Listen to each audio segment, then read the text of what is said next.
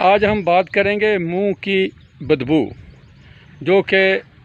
कोई शख्स भी जिसके मुंह से बैड स्मेल आती है या एक हमक सी आती है, वो उसे ख़ुद महसूस नहीं कर सकता।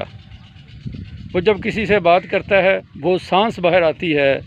तो उसमें उस बैड स्मेल का होना महसूस होता है। बाज़ माहिरीन तो ये भी कहते हैं कि मुंह की बदबू जो है ये मुनाफ़िक़त की तरह होती है। जिस तरह हमें अपनी मुनाफ़िक़त नहीं लगती, हर दूसरे बंदे की बात अच्छी बातें भी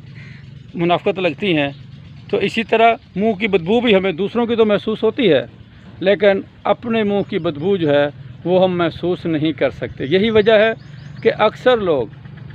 अपने मुंह की बैड स्मेल होने के बावजूद भी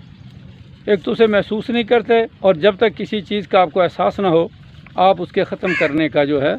वो कोई भी कोशिश वो आप